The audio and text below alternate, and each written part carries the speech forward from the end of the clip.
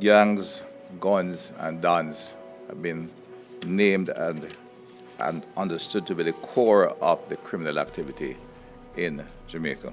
With inter- and intra-gang warfare accounting for 80% of the homicides being committed on the island, the government has moved swiftly to address the issue.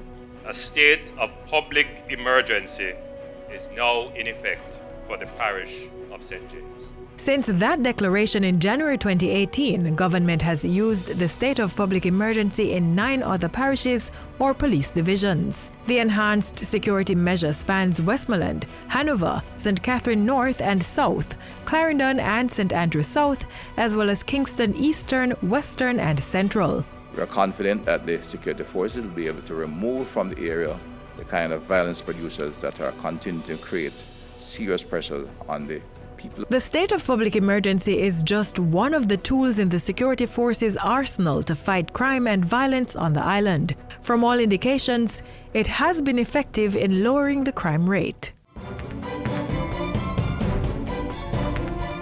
A state of public emergency is declared under the Emergency Powers Act of 1938. It gives the Governor-General the ability to proclaim a 14-day period of public emergency in the first instance. Following this, the time may be extended at 3-month intervals by a 2/3 majority of both Houses of Parliament. A state of public emergency may be declared due to the imminence of a state of war, engagement in a war, during times of natural disaster or outbreak of an infectious disease, or a situation which endangers public safety. The declaration also covers special security operations due to rampant criminality, gang warfare, and escalating violence beyond the control of normal policing. Once the special security measure is in place, the security forces are empowered to detain persons for up to 90 days without charge, enter and search premises without a warrant, and take control or possession of property except land, among other powers. We believe that this is necessary in order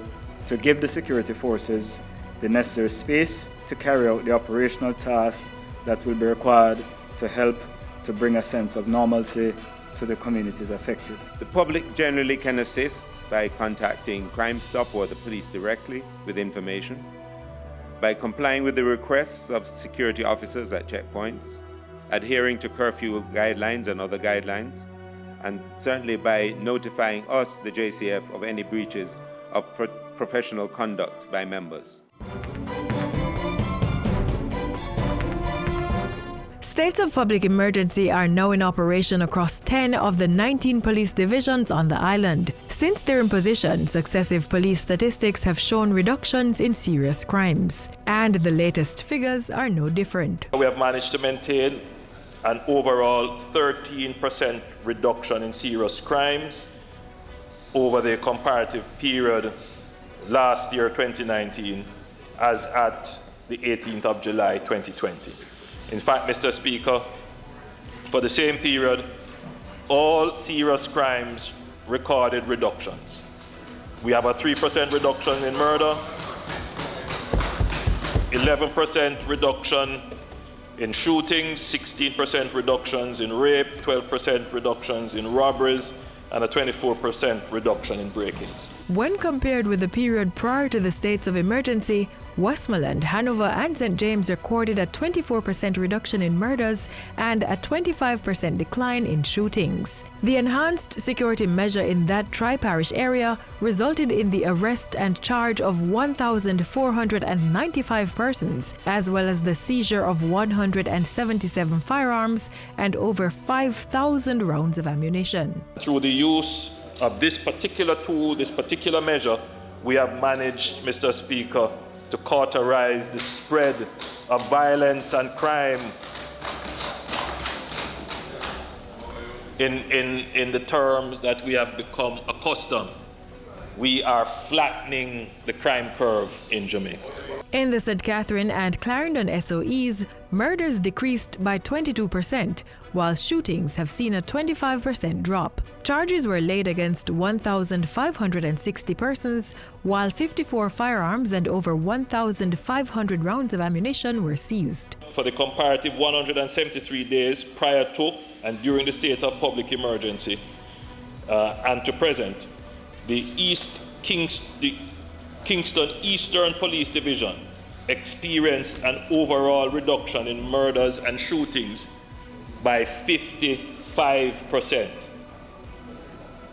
and 69%. Over the St. Andrews South Police Division, which has been under a state of emergency since February 9, 2020, there's been a 4% reduction in murders and 12% in shootings. Whilst the effect here has not been as we would have expected, it is still having a positive effect on the overall numbers. And indeed, Mr. Speaker, that area has been relatively calm.